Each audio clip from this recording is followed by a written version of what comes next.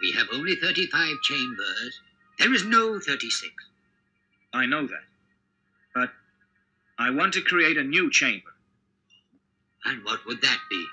I think Shaolin techniques should be available to all. So then, that's my idea for a new chamber. To teach the martial arts to the people. Anybody.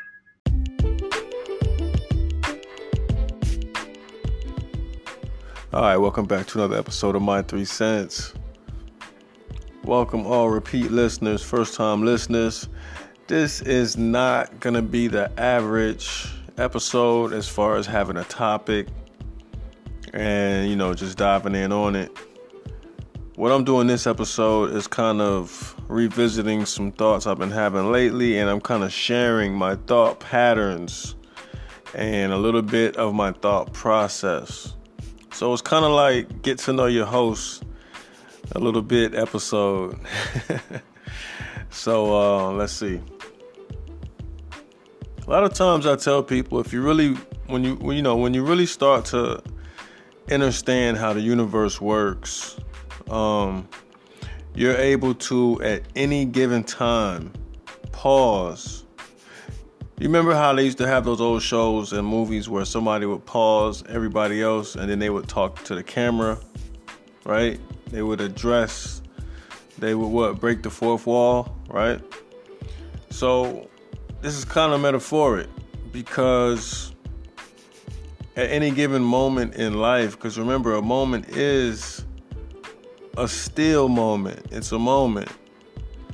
And I know it's hard to constantly think of life this way, but you got to remember that nothing actually moves. Even though it seems like we're moving, we are technically, but what it really is a series of nows. It's a series of moments strung together to, allow us to perceive movement, or what we call movement. So let's not get too caught up on, what things are anyway. Things like gravity, movement. It's a lot of things that haven't really been explained to people. And you have been given the simple version. You've been given the definition that'll keep you from asking any more questions, right? Because if you can repeat this back to me, from kindergarten to being a senior, then you'll graduate. If you can repeat back all the information that I've been pumping into you for all these years, all I want is the same stuff back that I'm giving you. And you get an A. And you get to go off into society with your head up high. Everybody got high hopes because you were a master repeater. You were awesome at taking tests because the information could just go into your mind so easily because that is what you focused on for years. You didn't do much else. So why wouldn't the information go into your mind like that? It's basically the act of an exchange or a trade. My time and energy for a different type of energy put on top of your time. And this is all to make you better some type of way, right? To lift you in society, to separate you from somebody that is not doing that. Division is the motivation. So, again, I know I bring up etymology a lot, but the reason I'm thinking of it now is because I thought of the word success. And if you study etymology, you'll know that the S in language, and even in the English language or the Western world language, it always represents the serpent. It always represents the snake, right? So when you pay attention to these types of words, that's why they sound off that way on purpose. They would make a letter symbol that its vibration would be the same as what a snake does.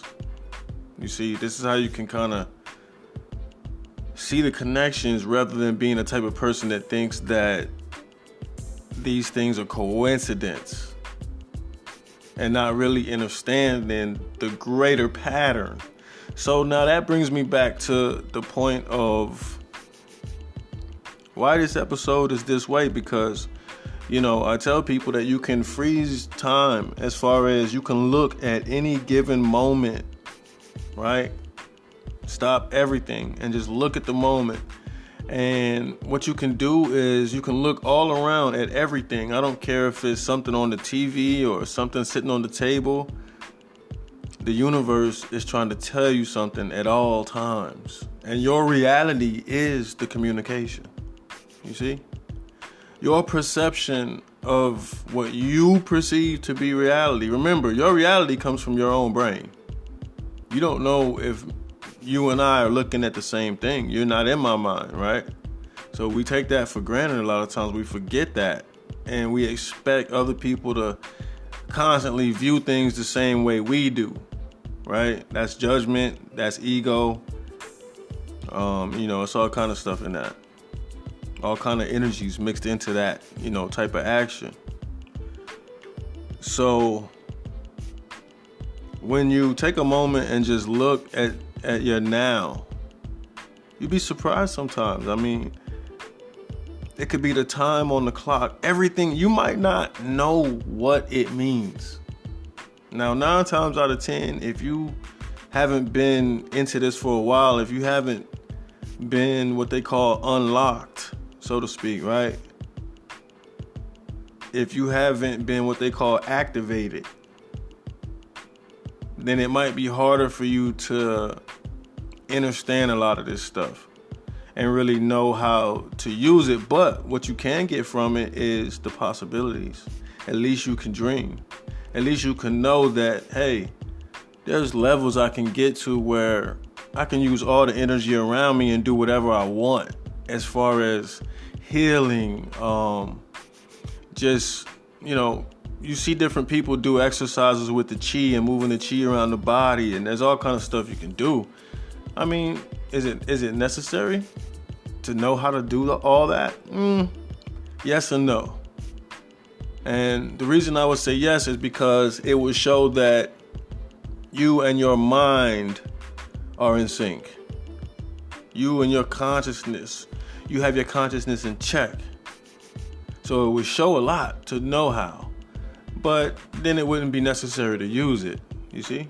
So that's how it's kind of like another cosmic joke, You work hard to attain these attributes only to not use them because there's no point in using them.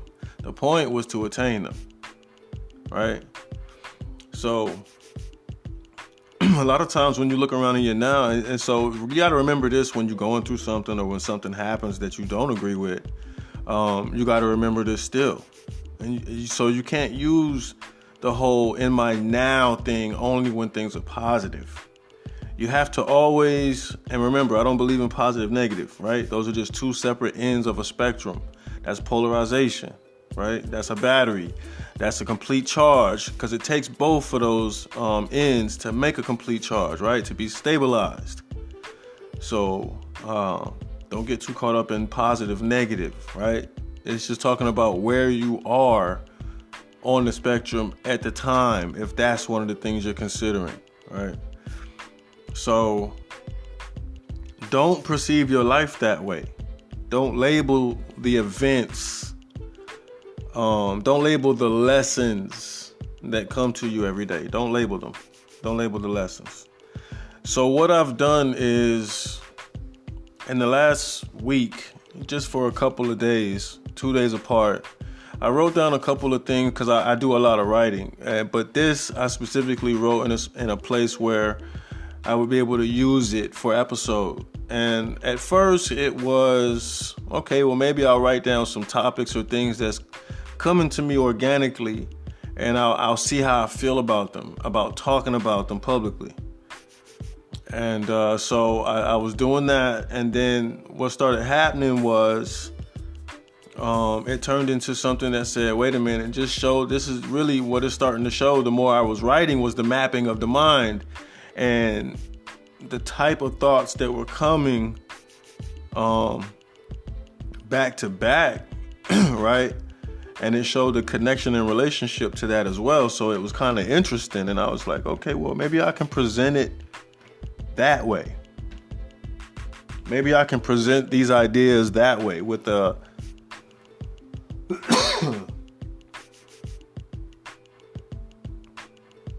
had to get some water. With a understanding that these are just organic thoughts. And this is what I call my downloads sometimes. When you hear me say that I get downloads, right?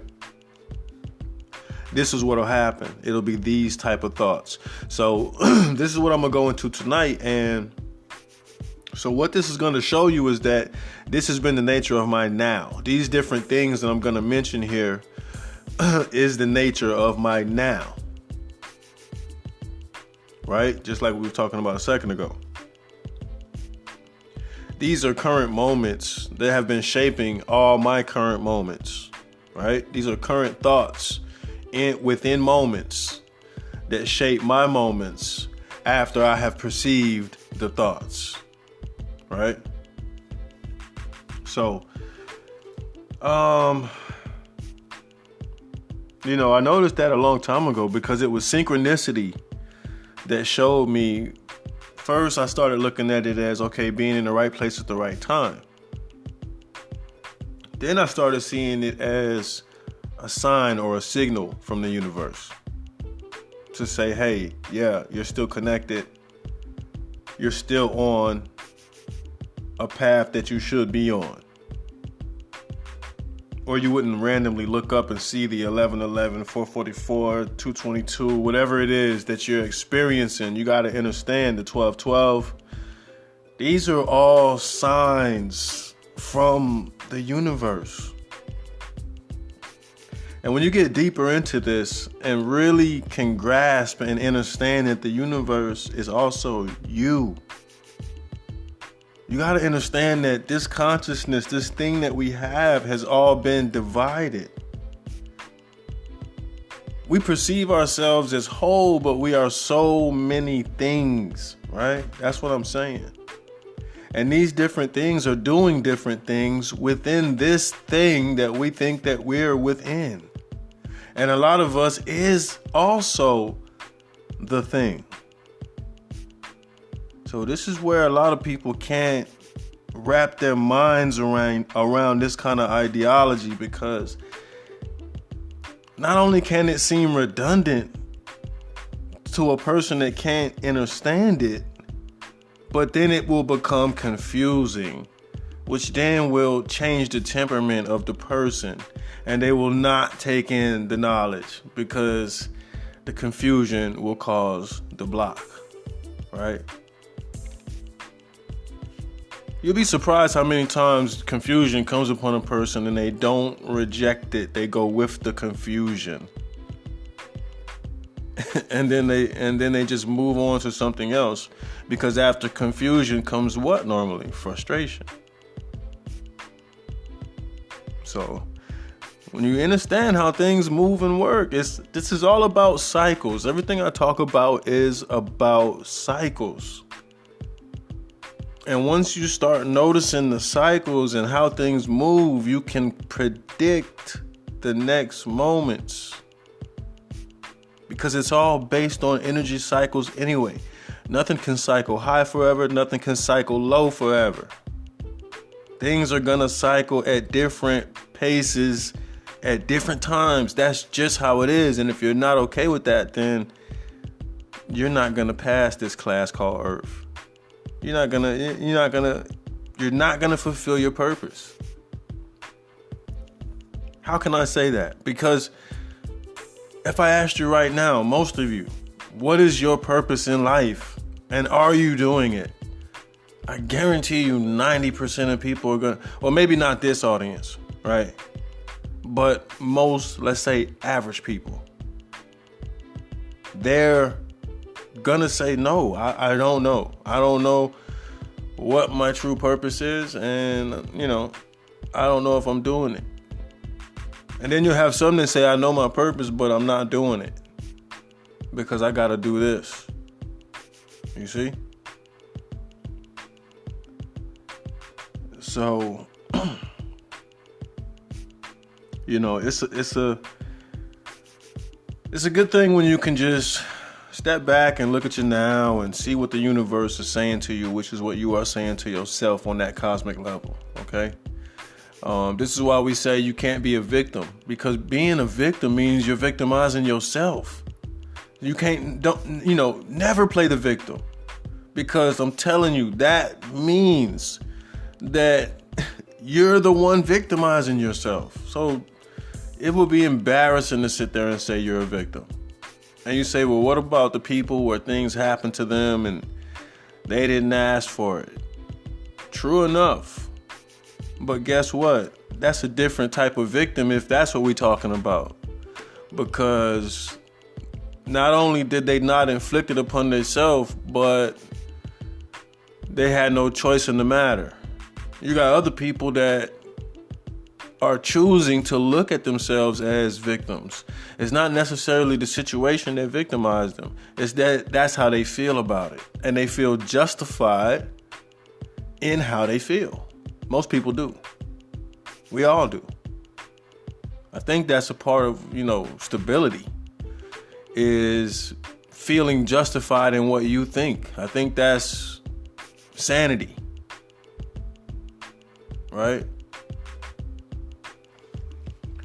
So over these couple of days, a couple of the things that I wrote down, the first thing that I wrote down was I came across some stuff about the Tuskegee experiment. It was something else I was watching where they mentioned that, right? And it stood out to me it took my mind back to a different place, just thinking about, when I first heard about these things. And a lot of the stuff that I come across now is, this is why I love studying and looking at things, because with this mind that I have now, I'm not seeing it whatever way I've seen it before. Now, look, anybody can relate to this. It's no different than when you watched a movie. At one point, you watched that movie 3, 4, 5 years later and was like, oh, wow, I didn't notice all of that. You see? So it's that same thing. We all have that feeling, but once you break that barrier, you feel like that all the time. And so everything that you revisit is brand new. Everything that you revisit is brand new. You have a higher insight. You have a different way of seeing it and perceiving it. And it's just like fresh food. It's like knowledge it's food for the spirit. It's all the answers wrapped within the questions, right? Another one of the riddles of life, questions. Because like I said before, the answer is always in the question. The question always dictates the answer. That whole thing is a trick. See? Remember, it's the symbol of the question mark is the symbol of going on a quest, because you go in that little half circle and then you finally find the straight path and you're trying to get down to the point, which will be the destination. So the symbol itself is telling you what energy it holds. And when I used to tell people that asking questions is kind of stupid, they couldn't understand what I was really saying. And I had to realize, there is a need to ask questions if you feel there's a need to ask questions. I get that. You have the freedom to ask questions. But, what you can notice sometimes, even through just hindsight of old situations and past situations, is that you really didn't have to ask any questions. If you would have just waited, the questions would have been answered. Because the universe will never give you something incomplete. A lot of times it's our own impatience with any situation that we start to use our free will to interfere. Right? And that's why, a couple years ago, the code to that came to me where it was like, oh, wow, when we interfere, when we get involved using our free will, this is when we enter fear. This is when we enter into fear. This is when we create fear into the situation. Because now it becomes, am I doing the right thing? Did I do the right thing? What's going to happen? See? When you let things happen organically, you don't have all that on you. And the universe will actually, that thing will grow to the vibration of the universe. Right? We'll say it that way. So when people say the universe controls it, this and that, leave it up to the universe, you got to understand what they're saying. That's the same as a Christian saying, leave it up to God, right? Because it's like saying, leave it up to the energy. Leave it up to everything that I've invested into this reality and have reflected through myself and have claimed as my own divine right and energy. Leave it up to that, because I trust that. Because that's a part of me. See? That's the only way you can feel like that. If it wasn't a part of you, you wouldn't feel that way. So don't argue with men about who believes what. You know what to believe and what not to believe. You know when something has a fishy story. A lot of times it's just true and untrue at the same time. Because like I say, all these divisive words, hot, cold, good, bad, they're nonsense. Because they really shouldn't exist, but they have to because of how we function. But they need to tell everybody that. Because then we wouldn't put so much into some of these things that only exist because it's relationship to something else that exists. And when you combine those things, it's just the one thing. See? So there's a lot of division. And this is why I believe in being centered, doing a lot of meditation, not overly meditating and being all over spiritual, but just doing what you're led to do and not rejecting your higher self. When your higher self says, hey, this is a good time to meditate, you say, well, I don't know, hold on, I'm going to go do something else. Well, then that's up to you, but just realize that's what's happening.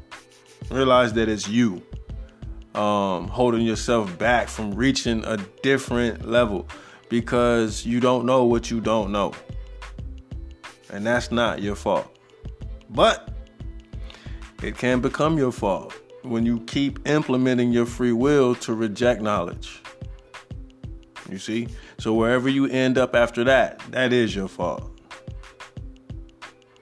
Everybody has chances. So I just encourage people to look into life a little bit more. Investigate this thing that you're in. It involves you. You have every right to know whatever you want to know. Every right. So when we get centered and we're able to, again, perceive the now, we get that communication that is unlike any other because it is the energy of the moment. It is true. It is the only thing true. Remember, anything else is memory, untrue, conjuring, future, conjuring, untrue, does not exist, not real.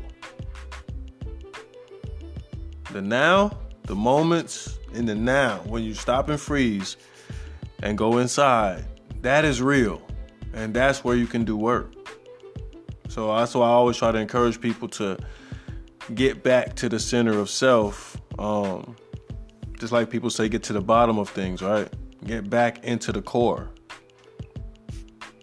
So I was watching something and came across a Tuskegee Airmen thing. Somebody mentioned it. And I thought about, oh, wow, yeah, this was another example of, like I said before, these were experiments on melanin. Now, if you haven't heard of the Tuskegee Airmen, the black guys that flew the airplanes, right? And we uphold a lot of that stuff. We uphold the pride of the history of it and stuff like that. A lot of times I don't think we understand what we're celebrating, because I get it and it's cool to feel proud, but I mean, we're risking our lives and doing things for military and all kind of stuff that we didn't understand what we was involving ourselves in. I mean, but hey, again, it feels good to feel proud and all that. So I get it. Take pride in everything. I get it. But we got to start telling the truth sometimes, so we don't have to continue the same stuff. This is where the lack of education happens, because we're too busy trying to be proud and trying to be like, well, give credit. No. Stop giving credit. Too much credit. Now I don't think you're good for it. That's too much credit, right? You got to cut it off. Cut the card. So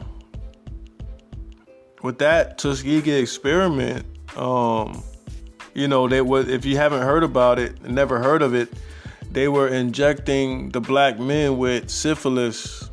And the thing is, they tricked them because they thought they were getting cold injections. Something to help prevent the cold, something for their immune system, when they were really injecting them with syphilis. And people would say, man, that is horrible. Why would they inject the syphilis into these men? Now, that's some off-the-wall stuff, like syphilis. Like, it could have been anything. Why would it be that? But what you got to understand is that these are melanin experiments. This is why it could be something like syphilis. It could be anything, because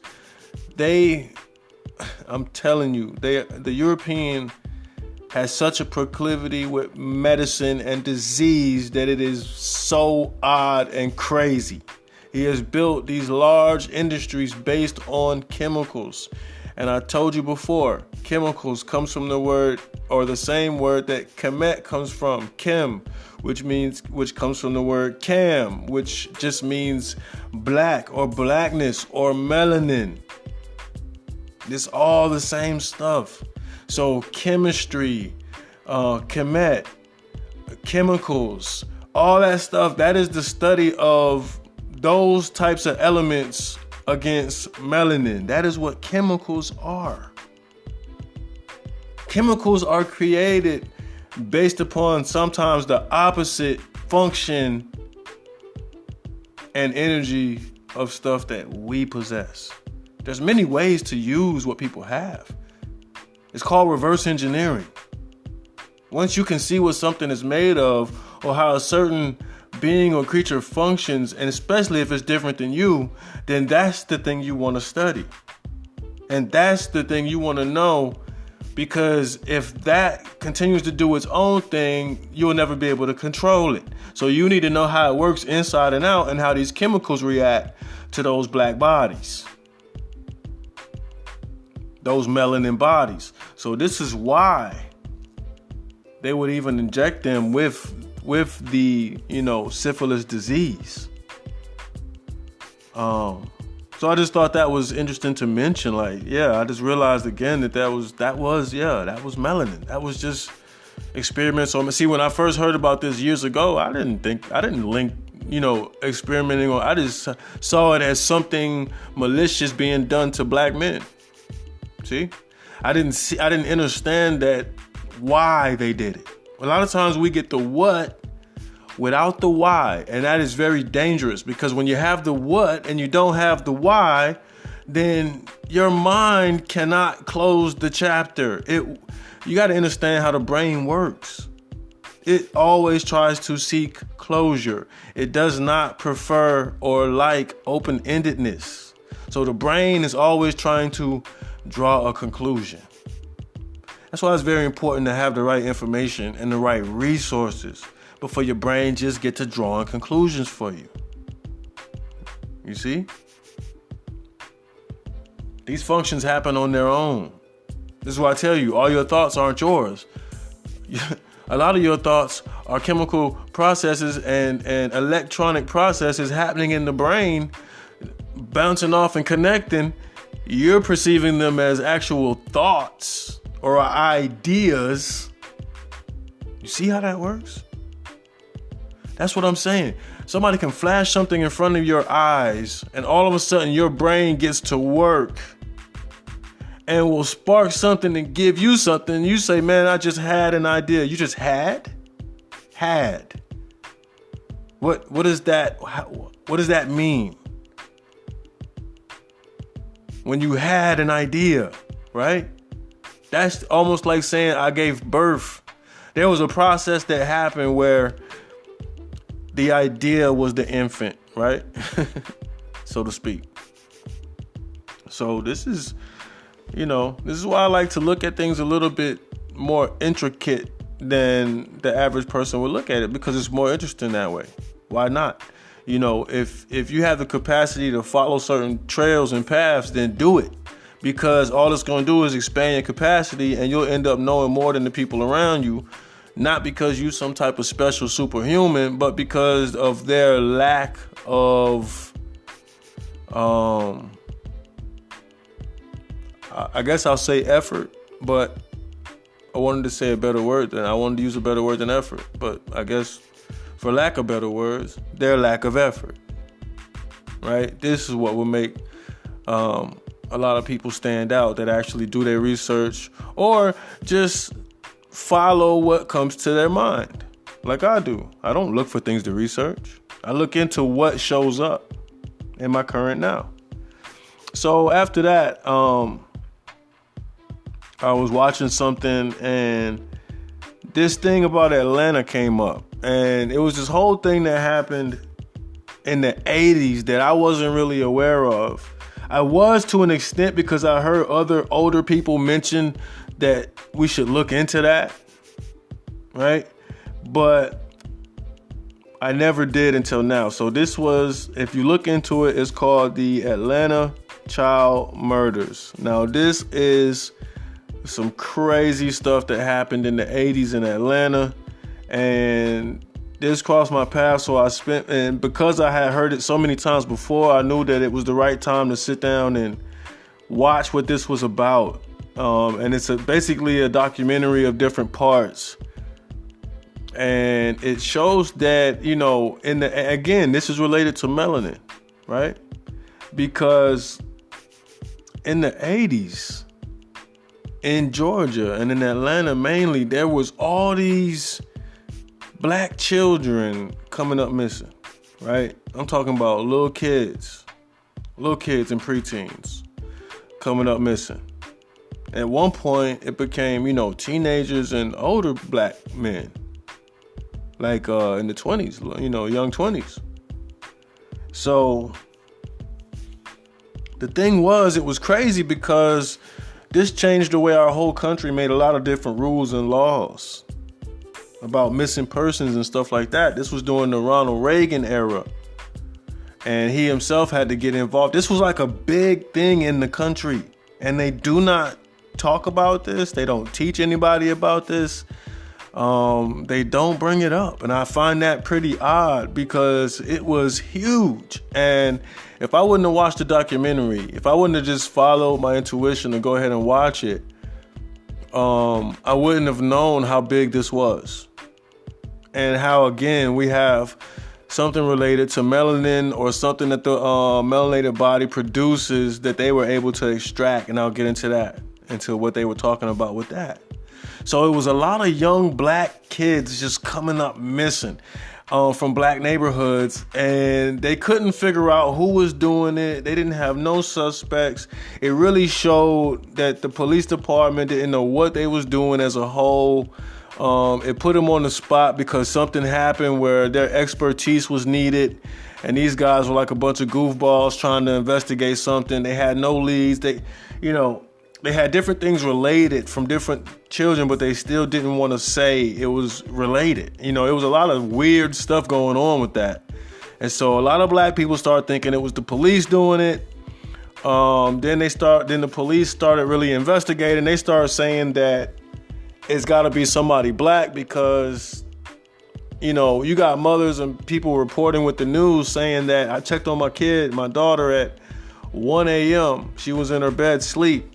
In the morning, her window was open and she was gone. And then they'll find her, you know, they found this child across the street from her own house, dead.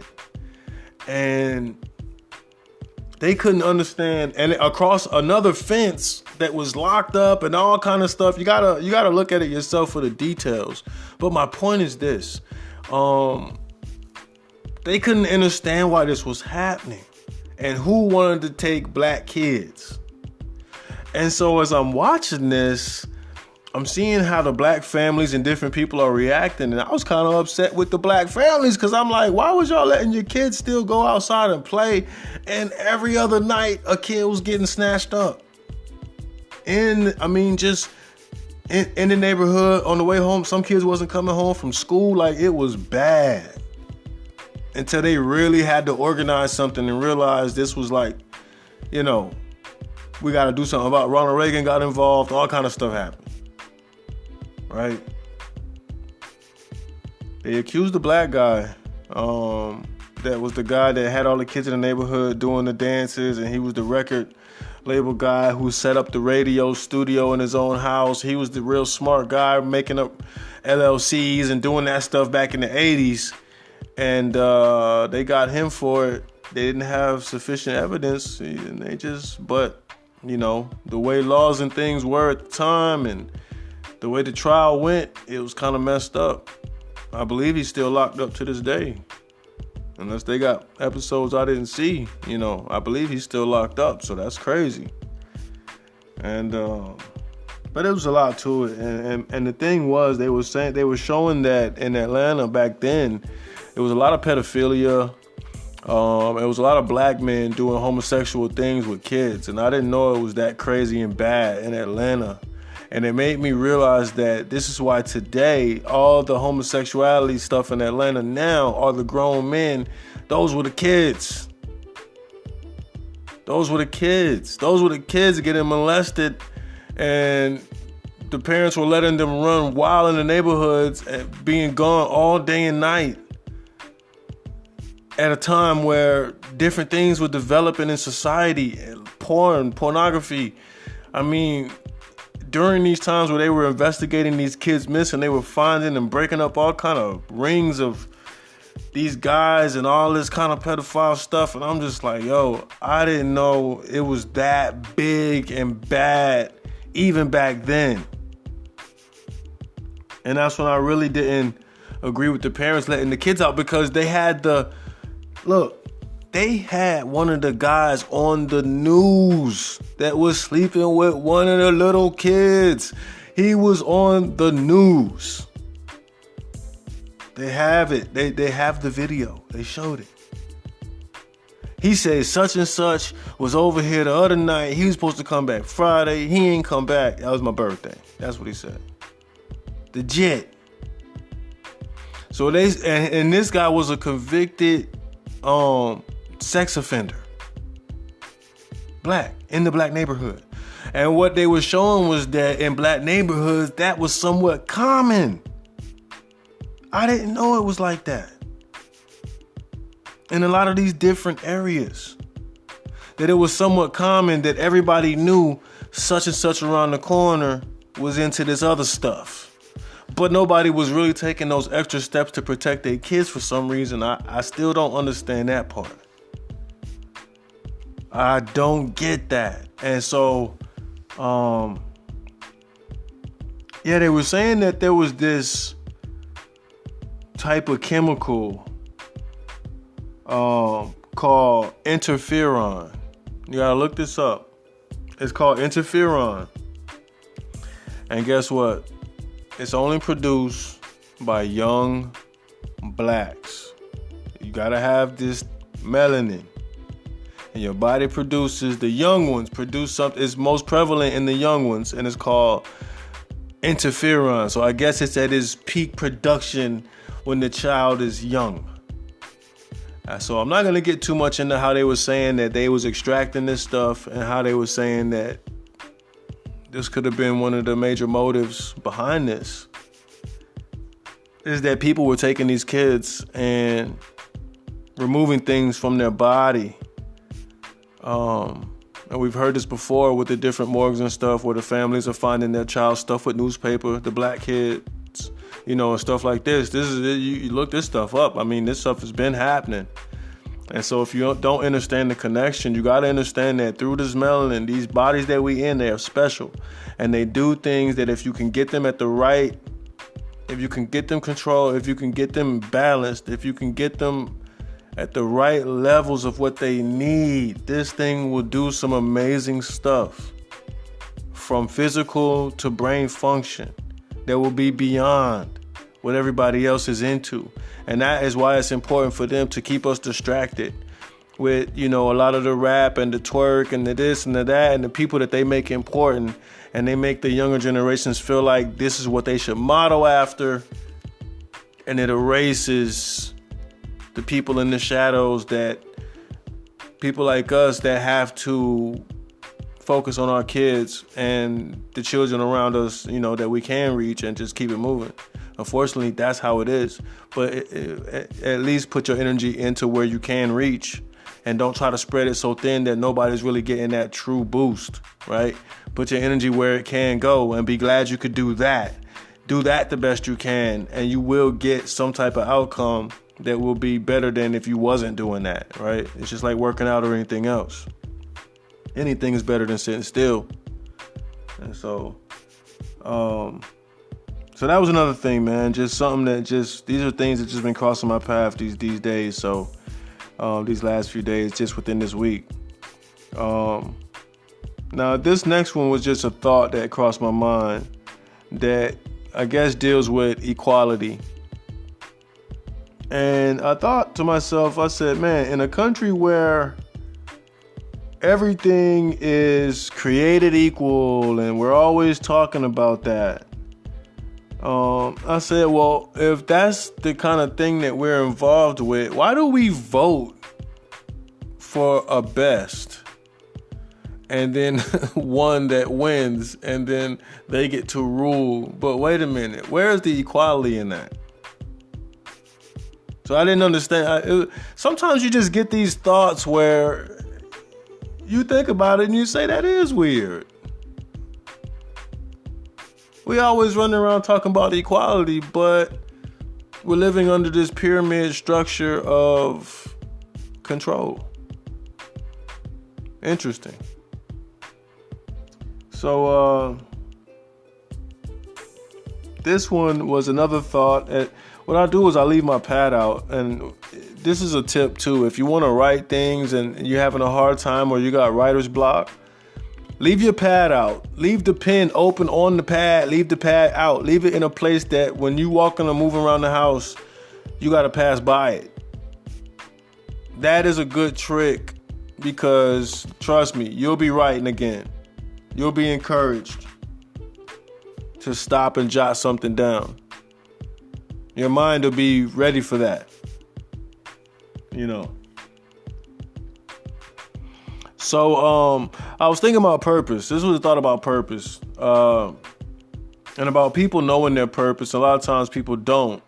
And they don't know how to figure that out. And I'm going to tell you, like, this might sound overly simplified, but it is not, I promise you.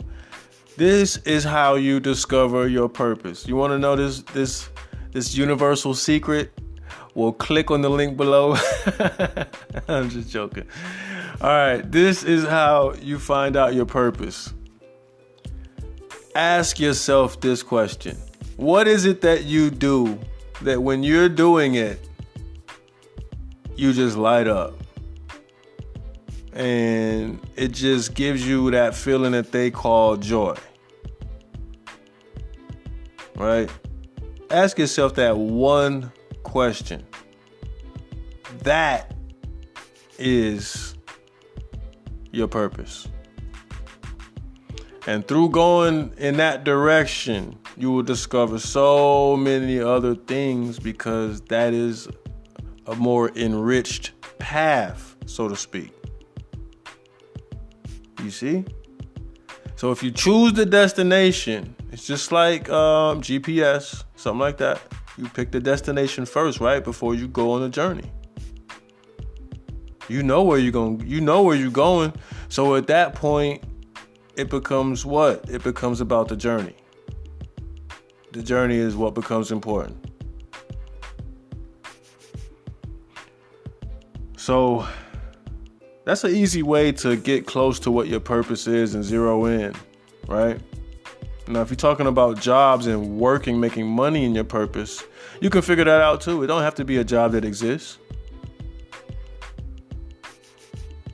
So once you know the realm of your purpose, just move around within that and all else will be revealed. But that's the important part.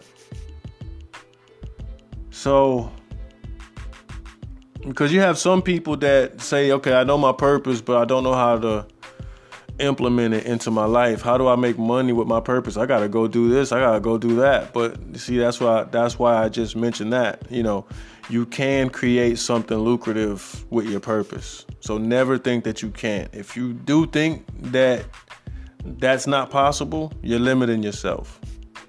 And just realize that it's only you making it not possible. All right, so here, I was watching something else, right? This is a whole nother time. I think something really old was on. I do like watching old movies because they got that raw knowledge. They wasn't really trying to hide too much back in the day, right? They were coding still, but their codes were more simple compared to now, where the intellect has gone up. So the coding has gone up. So a lot of times when you want to see through some things, look at the older versions of those same things that still exist now. There's a reason that they keep coming out with new versions of the same thing. And how many times have you said to your child, oh, they had this when I was a kid, but it was different. That's the point. All right. So, I was watching something and they mentioned government subsidy.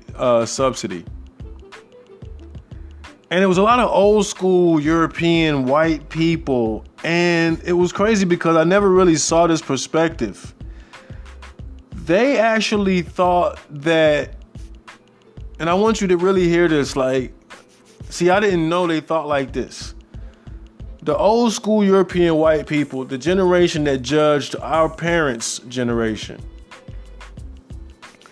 they thought that black people were not smart because of the choices they made in society and in business, mainly, right? They don't even understand a lot of the stuff that they did as a whole, that they were responsible for happening. Trust me, they don't. A lot of that stuff was a byproduct of ignorance. Some of it was aimed at us and targeted, but a lot of it was a byproduct. But it was interesting to see that they thought that black people moved into these neighborhoods and low income and all that, and they say, man, why do black people trade slavery? And these were foreign people. They say, why do black people go up there in America? They trade old slavery for new slavery. They say what they do is they get on government subsidy. And they don't understand that that's a new form of ownership, where they're just paying for them slowly and giving them the lowliest places to live, the lowest quality food to consume. When they give you the food, now they give you the actual money. And it still gets mishandled because they keep track. And I've seen the reports before, and they know that these single mamas is buying a bunch of damn juice. They know it.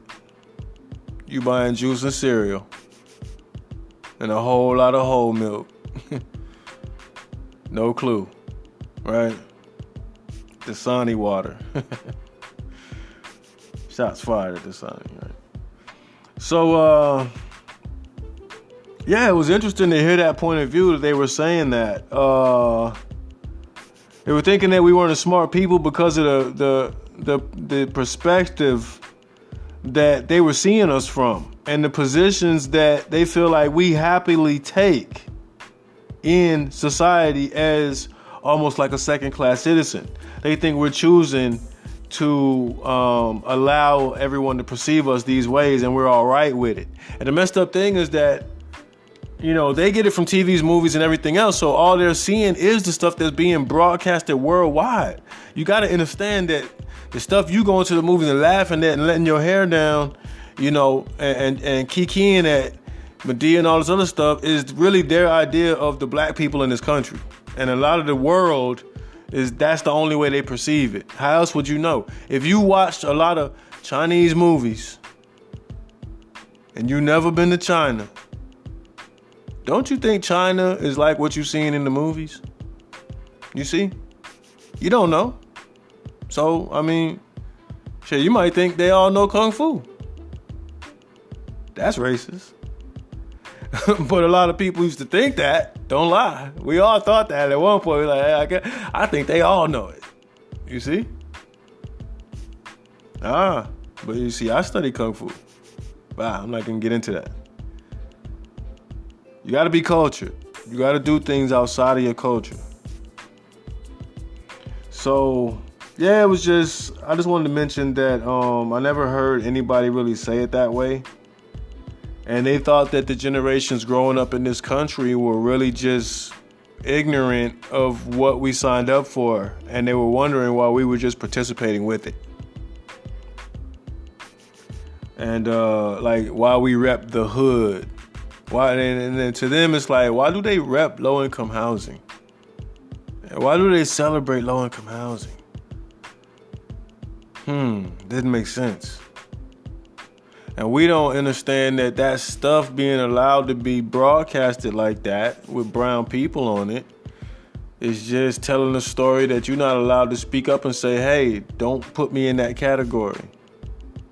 You're not being given that opportunity through somebody else's freedom of speech. You see? So nothing's free. We know that. But, yeah, it was very derogatory. the way they were perceiving us. And it made me really see that there was a disconnect between the cultures. And that it's very important for melanated people to know the mind frame of the European. We got to know how each other, and vice versa as well. Because until we can know how each other actually think as a culture, our cultural mind, you might see racism in cultural minds. Because guess what? It's only you that's going to perceive it that way. Ain't no such thing as racism. That's the ego. That's the ego judging something and saying, I want to be offended by that. I choose to be offended by that.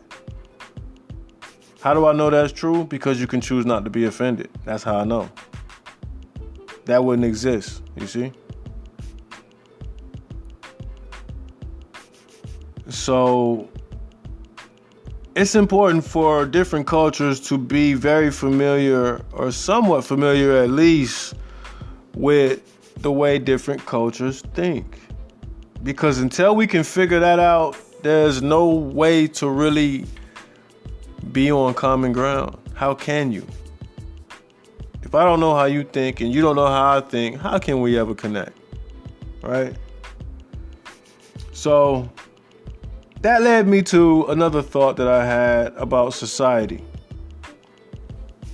And just really stepping back and noticing that the European, or what they say, just the white people in most of society today are very comfortable. They say things like they have, a sense of entitlement, right? And so, you know, we got to understand that they're the most comfortable because they are living and existing in a system that was designed to protect them and help them prosper specifically. Now, why do I say that? Because you got to understand that white money is generational money. Black money is blood, sweat, earned money. scraped. And when you come from that, and when you start as low income, you get the highest interest rates and you get the worst deals on purpose, because it is meant to give you that one last big hurdle that hopefully will be hard for you to get over and get into another bracket, right? Prove yourself. So they exist in a whole thing that was built for them, around them, and to cushion and pad their situation. And whether they was born into it or not is nobody's fault at this point, but I do have to acknowledge that this is a part of the disparity. This is a part of the problem. They say, well, how can I fix it? You can't fix it. But by at least acknowledging it, maybe we can not just unconsciously participate. You see? Maybe that will fix it at some point. But there will never be a insta fix or a quick fix. So there's a lot of systems in play that are very divisive, and because the European or white culture designed this whole blueprint, you know, other cultures are always left to keep up to the beat of their drum. And we know, you know, they don't have rhythm. I had to throw that in there. But little circadian joke, little pineal joke. You can learn dance move though. Don't worry about that, you know. But what I'm saying is that we've always had to try to catch up to them in the way they push technology, the way they push innovation, the way they push education. We've constantly had to play their game, catch up, try to reach somewhere. I don't know where they are. We're trying to get there, I guess. I don't know why. So we got to snap out of it at some point. Find your purpose. Try to move in that. At least you won't be a slave to your own self. You know, at least you'll be working for your purpose. That's divinity. So I want to do a little bit more of this. So what I'm going to do is on this same episode, like I've been doing lately, I'm going to have the 2 parts. So this will just be part 1, and I'm going to go ahead and drop it off here. And I'm going to jump back in with a few more thoughts I've been having lately, just kind of showing you the totality of the energy of my now. And I'm going to explain to you how that reflects on the entire world and even the universe, and how it's a microcosm and a macrocosm all at the same time. So I will be coming back with the next part of this episode, and we'll dive into that. So I'll see you in a minute. Wholeness.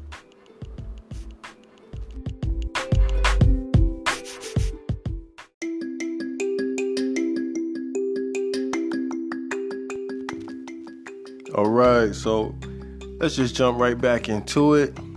I know one of the last things I was talking about was based on a thought about society.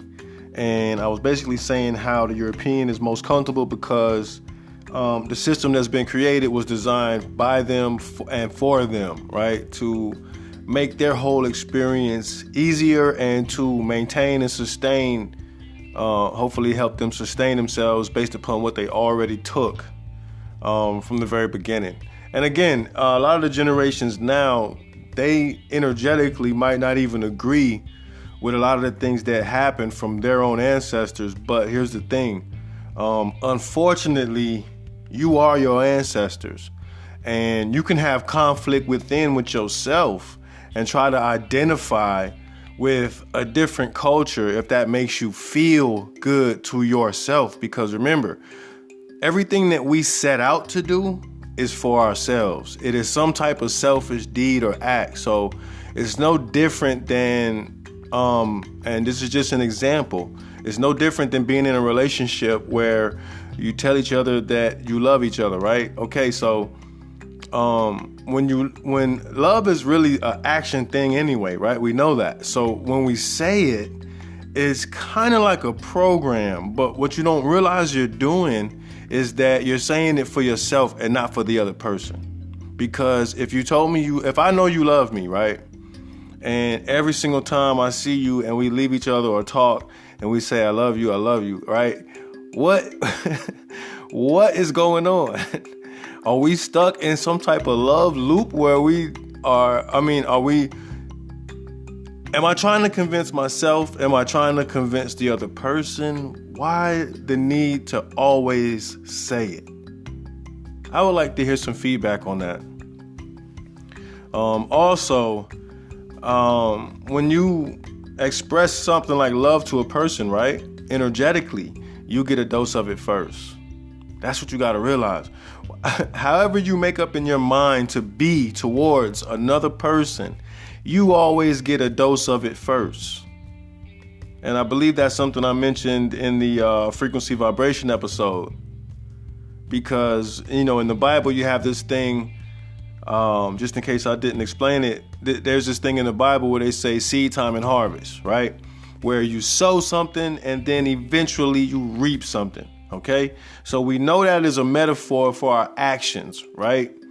But even on a smaller, more minuscule level, let's say, well, let's just keep it there. Let's just say on a minuscule level, right? The decision of however you choose to be. Say you're going to be angry towards somebody. You're like, hey, when I see them, I'm going to do this, I'm going to do that, right? Well, I hope you realize that you have to build that energy that you're going to give to that other person, right? And while you're doing that, you're actually also experiencing it. You see? This is seed time and harvest on a level that happens before any physical action even happens. This is the real seed time and harvest. This is where you truly reap what you sow on a cellular level. You see? Because remember, as soon as you start to run the scenarios through your mind, and when you think about it, you're upset with somebody and you start thinking about them and you start thinking about what you want to do. Now you're playing this stuff, you're running this stuff through your mind.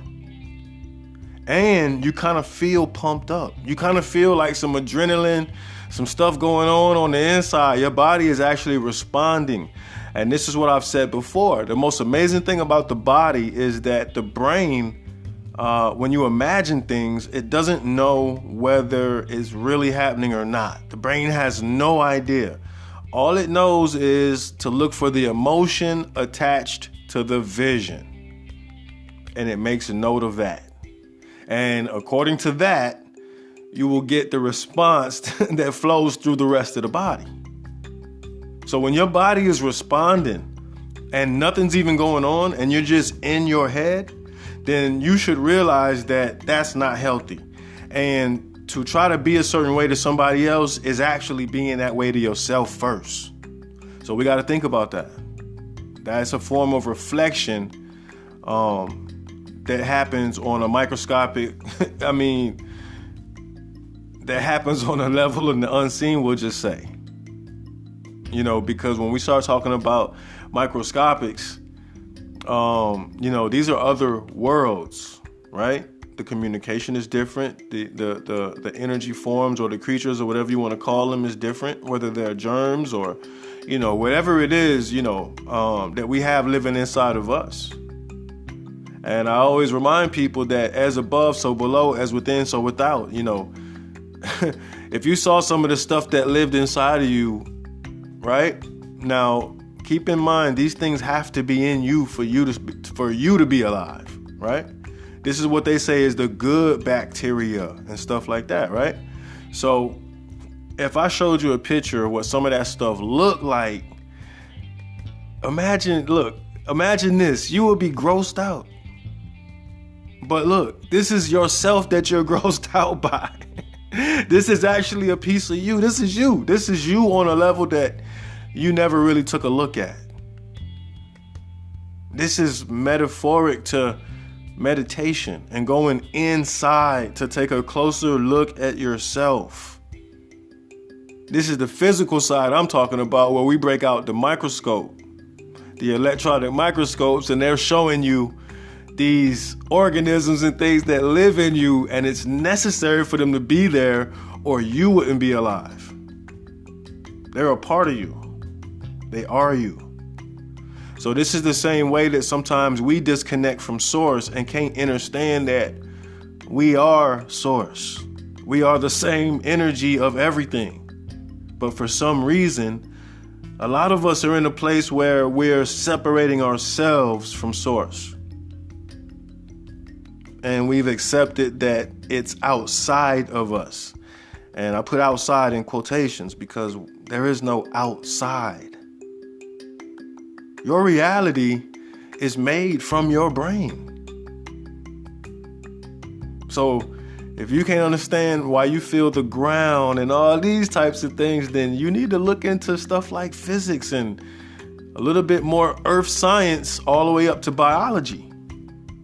And you'll get some answers, and you'll shock yourself in what you've been participating in the whole time, but just really had no idea what all was going on.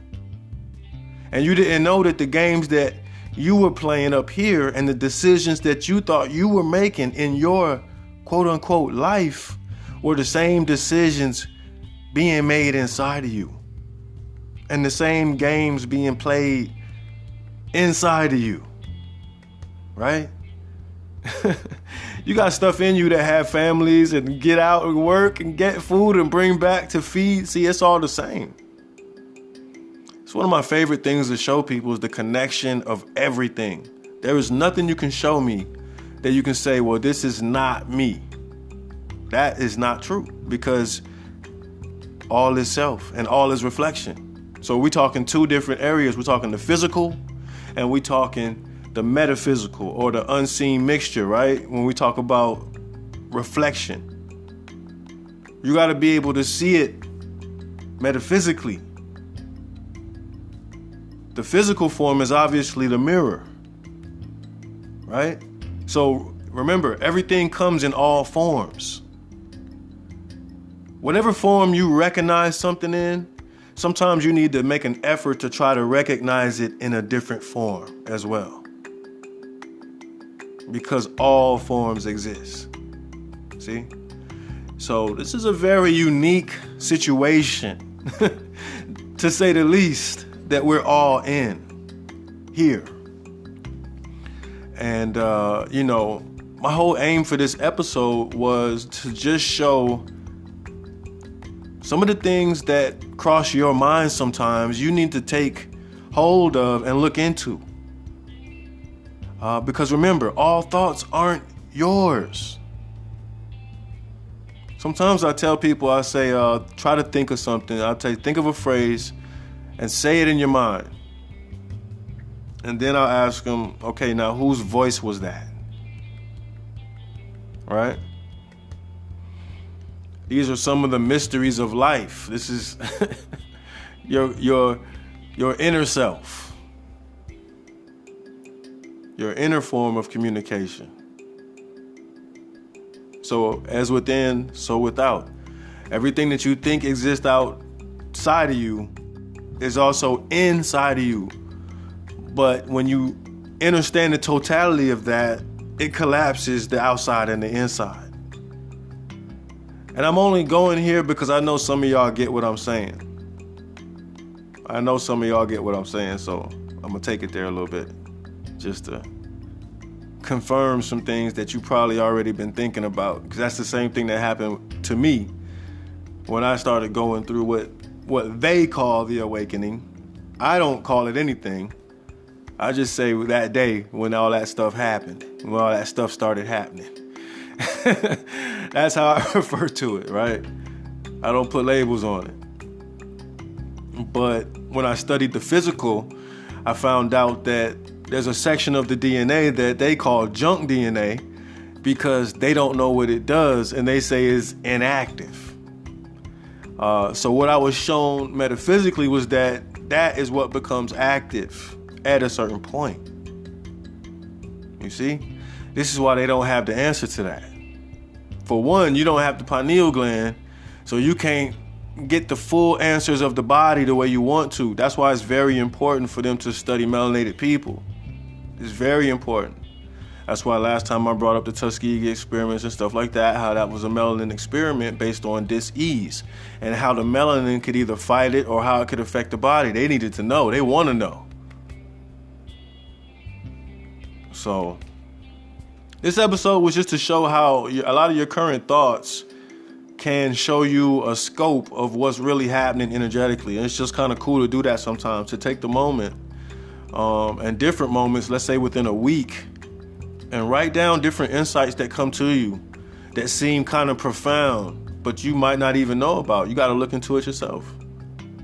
You know, these are what some people call downloads, but a lot of people ignore these thoughts because they'll say that I had a crazy thought, right? Instead of understanding that everything that comes to you came from somewhere. And you might need to look into it because it came to you. So some other things I was thinking about was dealing with being an empath. And I know that, I don't think I've ever talked about this before. When I was in my 20s, I think I was in my late 20s, early 30s maybe, I realized that I was empathic. And this kind of blew my mind because, see, my whole life, I just thought that I needed to get a hold of myself a certain way. And I thought that all these different feelings I would feel sometimes were, I wasn't supposed to be feeling them like that, right? We're kind of taught that we're supposed to be one way, and if anything else happens, something's wrong. Something needs to be looked at, right? That's how we were kind of raised, my generation. So when I realized what that was, it's like, yeah, I knew what empathy was, but I never really put that together, that some people were actually created in a way that is kind of empathic, where they can feel other people's feelings, where they could actually sense, how, and think back to when you were young and you could sense how your parents felt at different times where they didn't communicate with you, or times where you went somewhere and you immediately felt the energy in the room, or, you don't like to go to a lot of crowded places because the energy is kind of overbearing and it kind of feels even more crowded to you in your energetic space, right? If you feel like that or any of those things, you're probably just an empath, like a lot of people. And a lot of melanated people are empathic. And being an empath gives you an opportunity, but if you don't know you're empathic, it actually can act as a weakness. Because you'll start owning everything you feel. You won't know that that's not yours. See? You won't realize that you're just able to feel the different vibrations and energies that's in the air that come off of people, right? And this is no different than when you go to certain neighborhoods and you say, I don't know, this neighborhood feels kind of dangerous. We've all had that feeling before, right? Where we've been somewhere where we said, I don't think I need to be here. You see? Another episode, I'll talk about the Akashic Records, but this has to do with the Akashic Records and how the same way you have memory, this earth, the body, this energy of this place also has memory. So sometimes when something happens in different places or different neighborhoods, you can go there at a whole nother time. You've never been there before, and you'll feel that energy because it has been recorded. It's going to be still there. It's just in the unseen. The energy is always going to be there. Even Christians believe in this, right? Because I remember being young, and when we would move to a new house, the preacher from the church would come to the house, pray over the house, take the oil, the extra virgin olive oil, right? And put crosses on different doors and walls and places in the house. Now tell me that none of y'all ever heard of that, right? This is the black community. This is how we were kind of raised. We were doing rituals, but we were doing rituals in the name of the names that they gave us. And we couldn't understand that everything is ritual, right? The fact that we have the same holidays every year, that's ritual. You can call it tradition if you want to, but when you study etymology, you'll just find out it's the same thing anyway. One just makes you feel better in its current form. So when you're an empath, I mean, how this can be a benefit to you is when you find out that all these different times where you just been sitting down and all of a sudden you felt a heavy sadness, and it just affected you, hit you real hard for a few minutes, and then it was off of you. Or sometimes you'll just, get the energy of people that come to your house or whatever the case may be, and you'll understand that you control the energy of the room. A lot of times when you're that person, you also are an empath. When you know that how you are in the room is how the room is, right? I grew up, I experienced that a lot. It made me uncomfortable because I was an introvert. But I was always the energy of the room some type of way, right? Being paid the most attention to because of energy. It's just energy.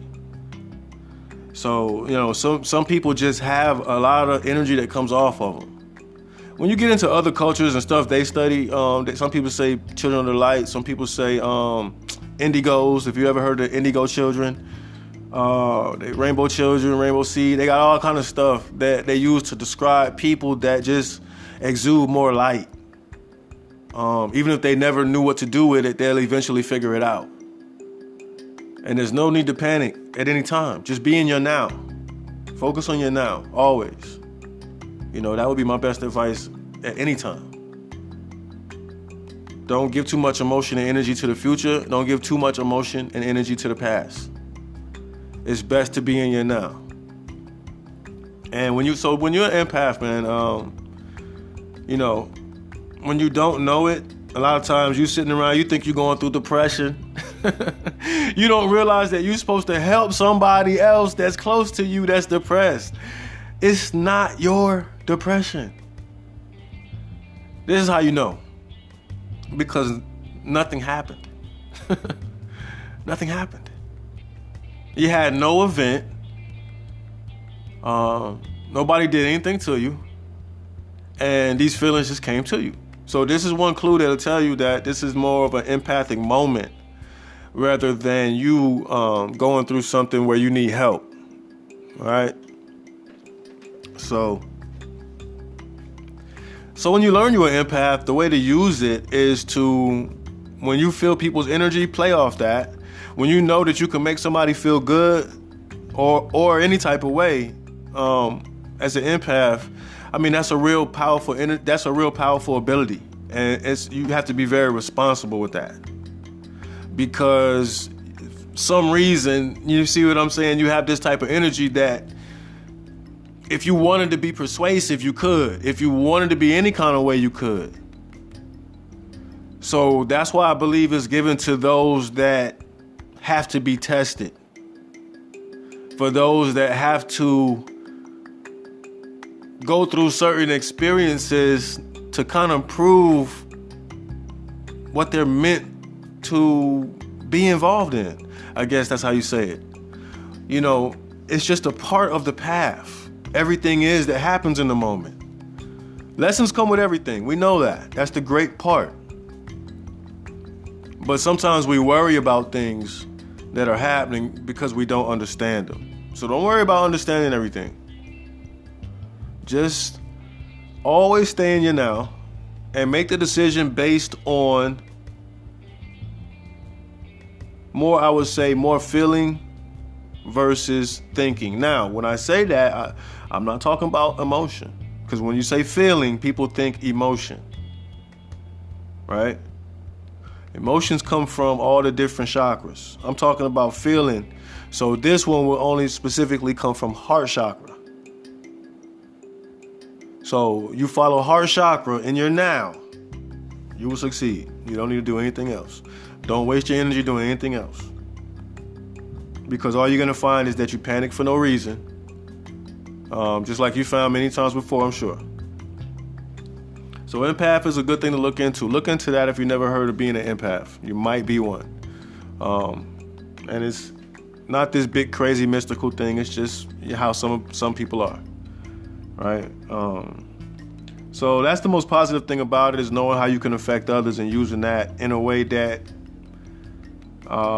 just brings up the vibration of other people. That's a great thing to do. It makes you feel good. You get a little something from it. You get a little dopamine from it. And you're giving something to somebody else. I mean, let's be honest. That's why we're nice. That's why we're nice to people. You know, doing good makes you feel good. You know, this is all about dopamine. You know, 99% of your human experience is based on dopamine and a few other chemicals. I hate to say it that way, but hey, it is what it is.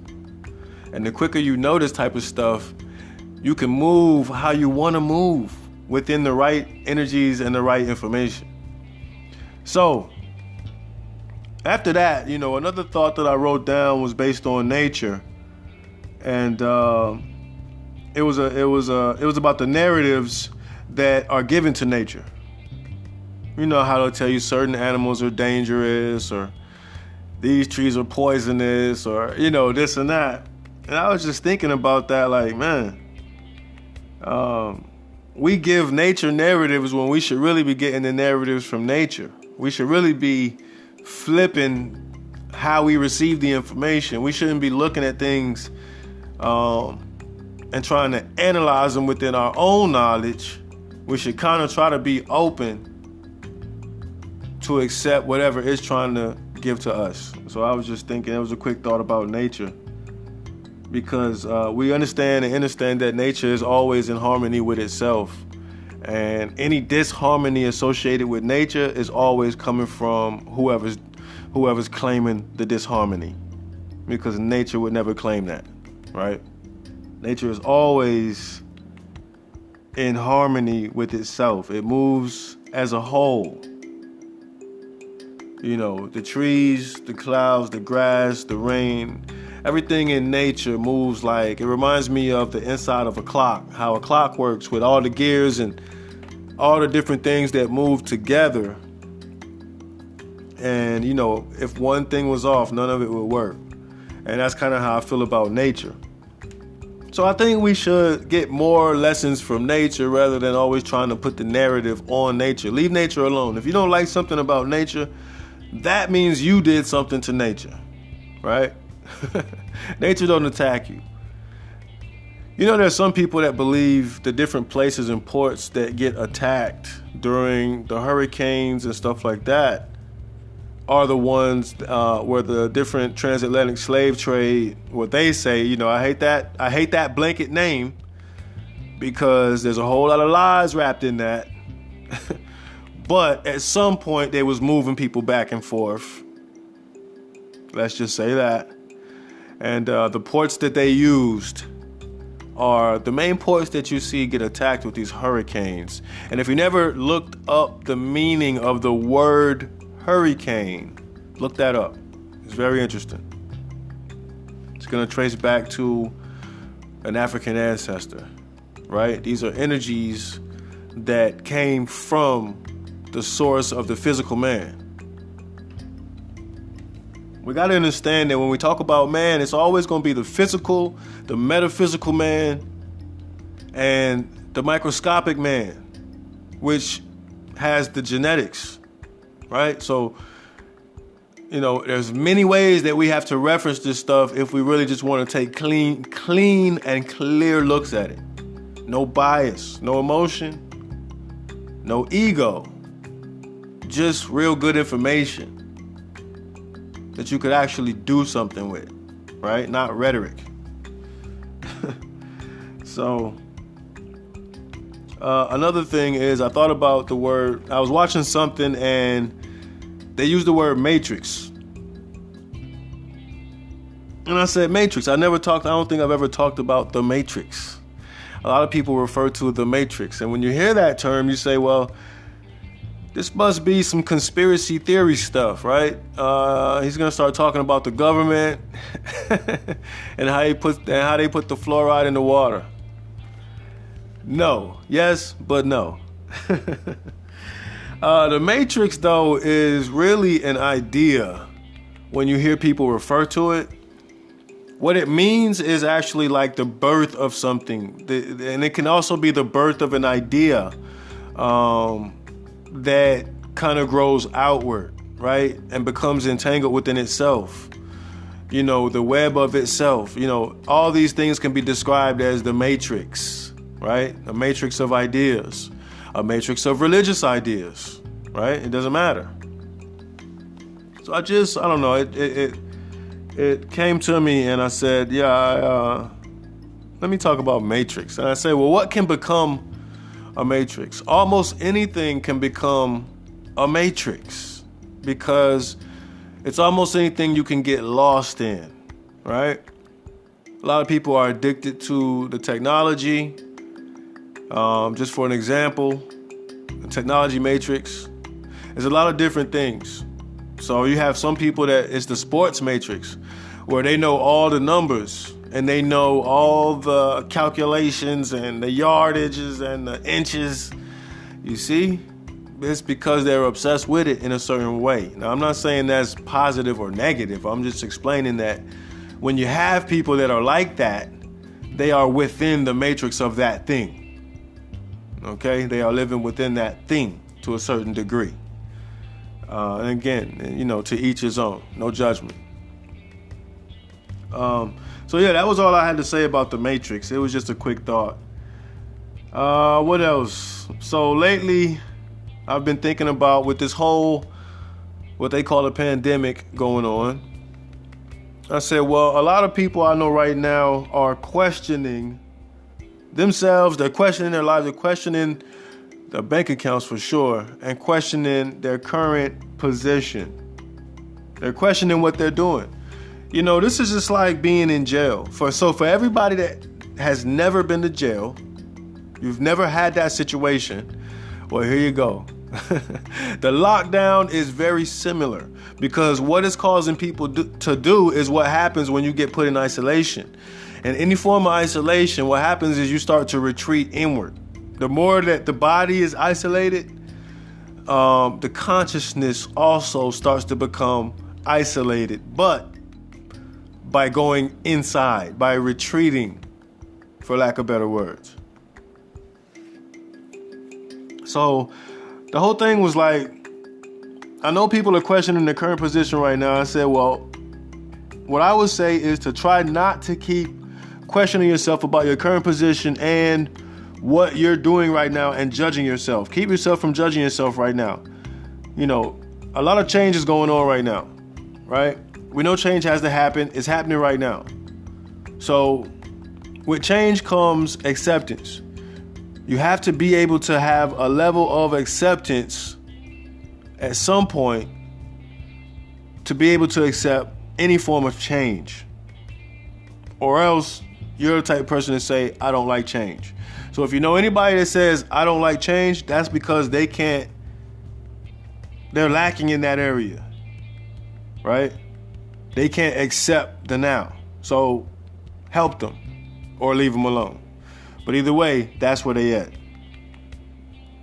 So, you know, with change happening, we have to have a certain level of acceptance. So we have to look at ourselves and understand that whatever's happening, first of all, is supposed to happen. So your energy will be better used to realize that and remember that what you're doing right now is based on your current positions and options or your opportunities. Now I'm going to say that again.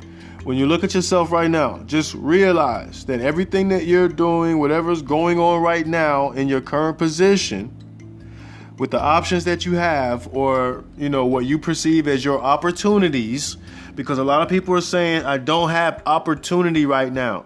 I need, and I don't have opportunity. We understand that the opportunity is based on your current position. And we say, well, I'm looking at where I'm at. I don't like this. I don't have opportunity. My current position sucks. That's what people are saying right now. But what you got to realize is that when it's a situation like this, your energy would be better spent saying, Let me take a real good look around and see what I can do in the now. Let me take a real good look around and see what I can do in my current position. And realize first, whatever's happening is supposed to happen. So what that means is that there is opportunity in this somewhere for me. But you would never see that if you never reach the point of acceptance. If you never reach the point of acceptance, you will never see the real opportunity. With all this going on, and money missing, people haven't gotten their checks, all kind of stuff happening, it's important to get back in touch with your family. Reach out. Maybe somebody can help you. You see, because before you were stubborn, you didn't talk to your family, you had everything under control.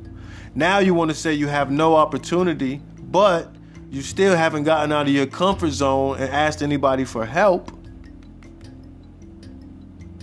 or gained any kind of acceptance to take a good look around and see what you could do instead of focusing on what you think you can't do. So don't do that. It's a waste of time. You are where you are because that's where you're supposed to be, and somewhere hidden within that is a lesson that you're supposed to be getting. That was the point of this podcast, to stop. Look at moments, look at thoughts. Take the thoughts as a whole. Realize the energy. What's happening? How do you feel? What's going on with the energy of this realm right now? How is everybody thinking, causing everything that's happening, causing what you're thinking? You see? We're all connected. This whole thing is energetic at its core. We know that. So it's very important to have a good grasp on your own energy. Look, if you don't feel good, stop saying you don't feel good. Just try this. Actually say you feel better. Say you feel better every time that you was going to say you don't feel good and see what happens. I guarantee you will start feeling better because your cells, it's you that have to believe it first. That's what I'm saying. Seed time and harvest again. If you want anything from yourself, then you have to give it to yourself first. You see? It's no different than when you was going to give that anger or that feeling or that love or whatever it was to somebody else, and you experienced it first because as you were making that up in your mind, you were going through the motions or the emotions or having the sensation. And you say, yeah, that feels good. I want to carry out this plan. That's how we decide to do anything. You got to slow this stuff down and you'll see all the decisions being made. It's very intricate. So when you're able to do that, your decisions are based on what they should be based on, and not just how you feel about what's happening. Give yourself that energy. Seed time and harvest. Tell yourself you feel better. I told you, your brain doesn't know the difference between something that's really happening or something that's getting imagined. The beautiful thing about that is that you can sit and imagine and daydream whatever life you want or whatever you want to happen. Again, the brain thinks that you're actually having those experiences, and the body acts accordingly, which means that the cells act accordingly as a whole, which means you give off the vibration of that thing you're imagining, and the best way it starts to come true. See, but the thing is, because people don't know that, they feel that feeling once or twice, and they don't know that they're supposed to keep doing that to make the thing go ahead and happen. But again, everything that's supposed to happen always happens. There's no such thing as better. If you had better, if there was better, that's what you would have. Better is in the imagination. It's different than the now. So if it's not in the now, where is it? Right? Is it real? Is there any such thing as better? Or am I just not accepting my now? And in each now, if I wanted better, guess what? I would be doing better. That's the only way it works. That's why we had that saying in the street back in the day, if you knew better, you do better. Don't tell me you know better, and I'm looking at your actions show something else. Right? So, that was just something about, the current position. I know people are questioning themselves. Don't question yourself. Accept where you're at. Accept the now.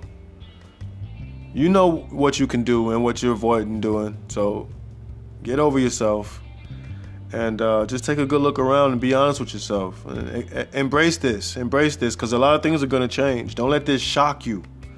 Don't let this put you in a place of panic. Don't do it. That's crazy. You know how long things are going to happen in your lifetime?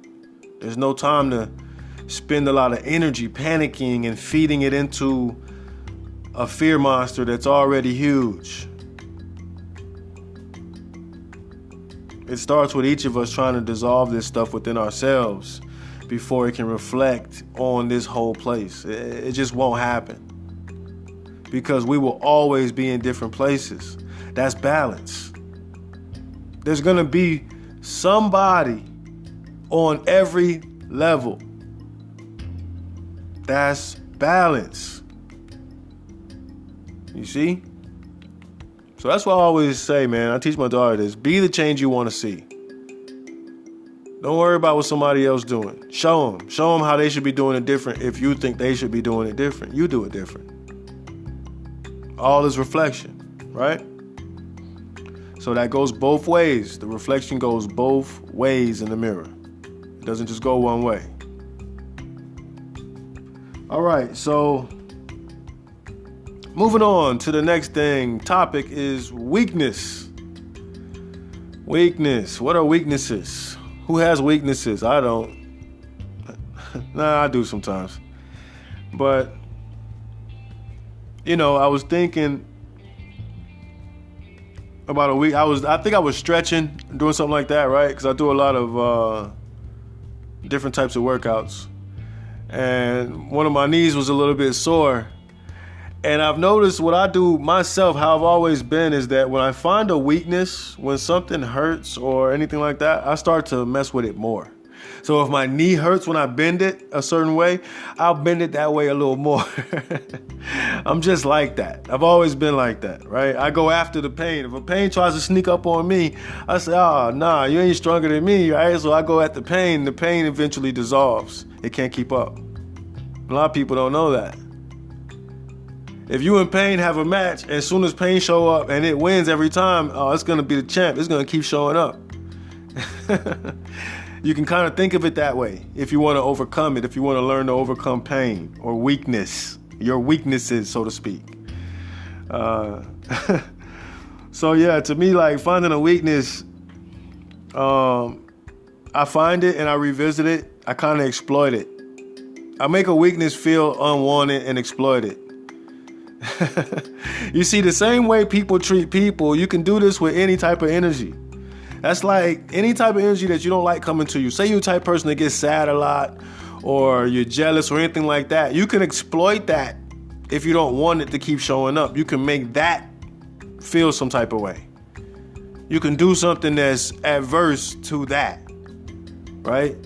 It's almost like you vibrate a little bit harder than that vibrates, and so it can't take it anyway. It's out of here. So yeah, that actually works. That's something else you can do if you understand energy. And this is talking about like the alchemy of the body, man. This is the real alchemy stuff. This is where you can transfigurate yourself. That's real alchemy. It ain't about turning lead to gold. It's about turning the lead of the spirit to the gold of enlightenment, right? And so it's a whole nother transformation that they don't really explain, but true alchemy is alchemy of self. It's learning how to go from one state to another. You find yourself in a bad mood or a certain mood and you say, you know what? I'm in a good mood. I mean, just try it. It might sound strange because in that moment you want to be in the mood you're in, but I'm telling you what I know. Tell your mind, next time I get upset, I'm going to actually tell myself I'm not upset and see what happens. And I'm telling you, I hope it works the first time for you. It works for me. But you might be like, forget that, right? Well, I hope it works, because it can work. It's very simple. It's something that is basically you versus old programming. It's new programming versus old programming. That's all it is. So when I find a weakness, I exploit it, and it becomes a strength. I make the weakness feel like it needs to change. It can't even exist in this environment. It's got to try to beef up or do something. And so I'll turn a weakness into a strength. So that same knee that's not feeling that great, when I bend it to a certain degree, I'll bend it a little bit further. And now that I don't feel that pain anymore, because I've been slowly, I don't just force it. I slowly go further, ease up. I just sit there and work on it. That's the diligent part, right? Nothing happens within an instant, or you might just get a pain that you really wasn't ready for. Now you got to battle with that. But I slowly do it, work my way into it, and now the leg will have so much flexibility that now I'm back doing my workouts and my jumping exercises, and I'm feeling great, right? And I have turned that quote-unquote weakness into a strength now. That leg is now stronger because I took the time to not fold under what we call pain. Because I didn't do that, I was able to experience my leg in a stronger way. So that is a metaphor.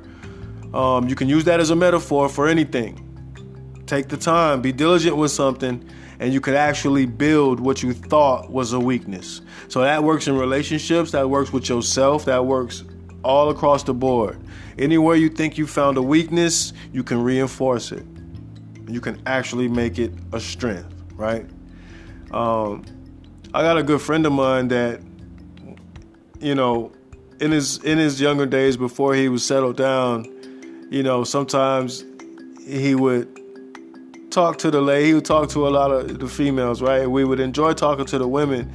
But he specifically had this one thing that he loved to do for women when he spoke to them.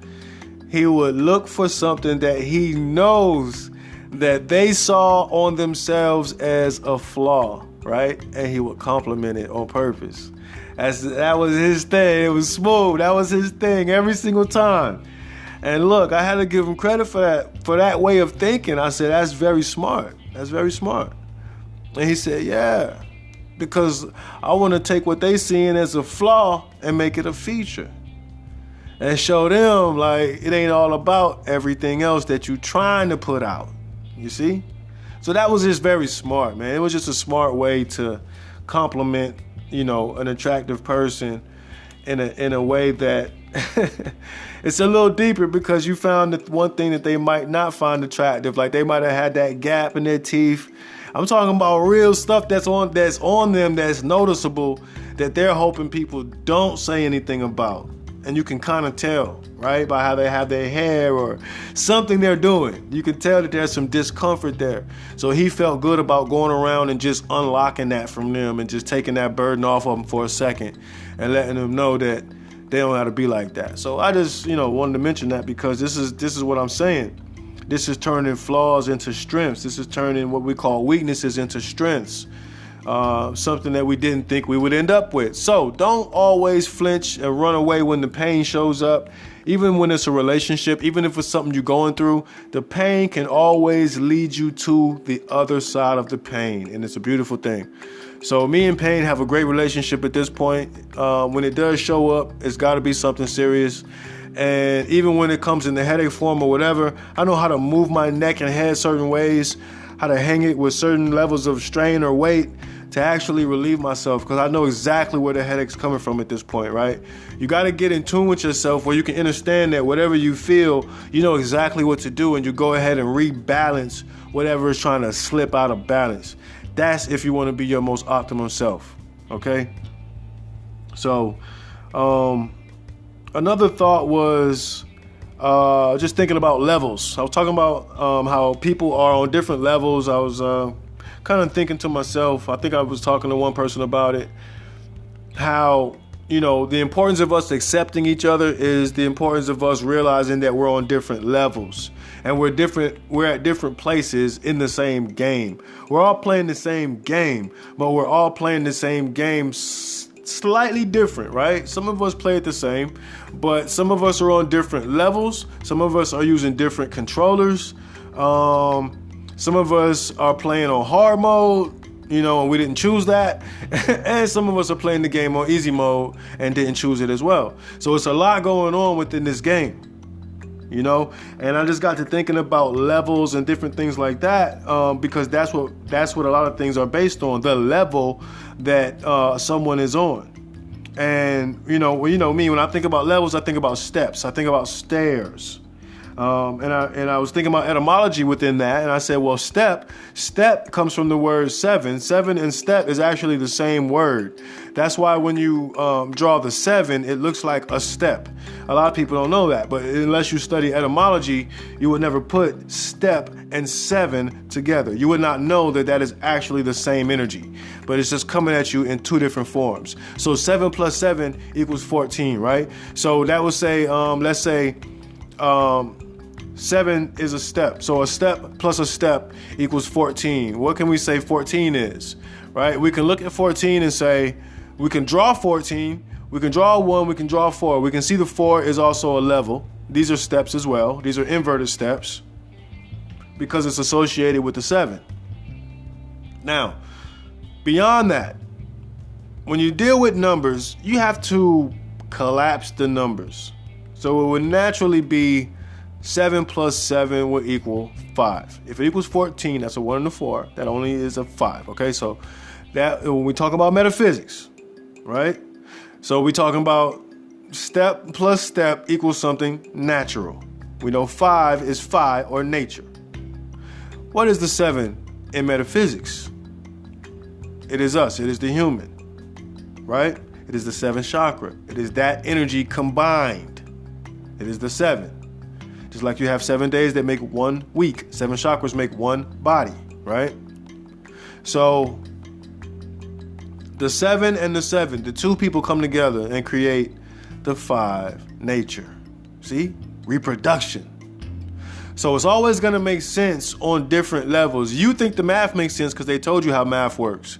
But the formulations that they gave you were to be looked at on a metaphysical way. So then you could see what you were really calculating with these numbers. It's all like magic and stuff like that.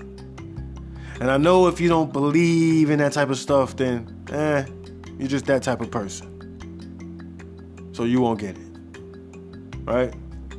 So yeah, I just thought about that. Levels, stairs, they, when you stare at somebody, I'm like, when you stare at somebody, so what's the correlation, right? So just the levels, the stairs, the steps. The step is the 7. The 7 is a step. So just something I just thought I'd throw out there, some common knowledge of etymology and playing with the numbers a little bit. So then, when I'm thinking about the 7, naturally I started thinking about chakra, and I was thinking about the earth chakra and how a lot of times we never talk about the body of earth and its chakra. So we got to realize that earth has a chakra as well. So even something like trends or the behaviors of the masses, right? Which are the average people when we refer to the masses. That is the same as the temperament of the body of earth as a whole. This is like the collective consciousness. This is the temperament of the people, right? This can also be seen as the collective consciousness of the body. We are putting thoughts in Earth's mind. This is how the things in you put thoughts in your mind. It is the same thing. So it's just like when you're about to go to bed at night and something is saying, hey, let's get something sweet. That's not you. That's those things living in you that need sugar and stuff like that to survive. So they know that signals in the body are saying you're about to lay it down for 6 or 7 hours and they ain't gonna get nothing. So they say, hey, don't you want something sweet? And then you say, hey, I want something sweet. See, so you don't even understand that a lot of times you're constantly being hit with programs. So you got to know how it works so that you're not a victim and you're more so of a willing participant in this complicated thing that we do, this cosmic dance. So, yeah, man, Earth, let's not forget Earth chakras, man, and the collective consciousness, of the people. And this is the consciousness of the whole thing. And when we break the consciousness of this place down into individual pieces, I'm sure you've already guessed where I'm going with this. You have us, the individuals, right? So a lot of times it's just a lot of bickering amongst a lot of small pieces that want to feel like a big piece. And a lot of times it's hard for the pieces to see themselves as a whole. So we constantly see ourselves as individuals. And that's why it's puzzling, trying to figure this whole thing out. Pun intended. Right? It's hard for the piece to see itself as a whole when it knows it's just a piece.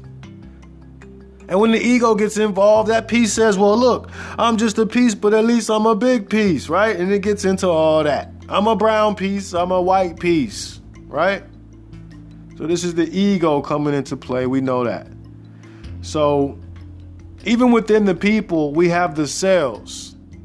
So as we have the earth, right? We have us. We are the cellulars of the earth. And when you break that down even more, because remember, you're made of all the minerals of this place. You are from the earth. Even the Bible says they took the dust and tried to blow breath into you. That was just a metaphorical knowledge I'll explain another time. But the point is to say that everybody knows that we are made from the earth. So my point of saying is this: the earth, boom, broke off into all the small pieces and individuals that make it up. That's us. And what we do keeps it alive. Us being here helps. Even the footsteps, that's vibration. It's giving its vibration back. You see? There's all kind of communication going on. There's all kind of reciprocal relationships going on. The oxygen, the carbon dioxide, right? There's all kind of relationships going on because we are this thing, pulled apart. So we still rely on each other to stay alive. So when it gets into individuals, it gets down to us from the earth body. And then when you go inside of our body, it becomes even smaller and it becomes cellular. And once you start going down and look at the trillions of cells that make up each of us, those cells are like mirrors. And it all reflects back the other direction. That is a complete form of vibration. That is a sine wave. That is a up, down, in and out. Some of y'all get what I'm saying. That is complete. So these are just some of the things that, we should reflect on sometimes and think about, we got to be responsible while we're here.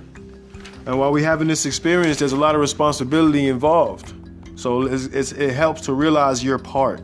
That's my only reason for really saying a lot of this stuff. It's to help people realize their role. The role they might not know they're playing. And the role that they didn't know they could be playing.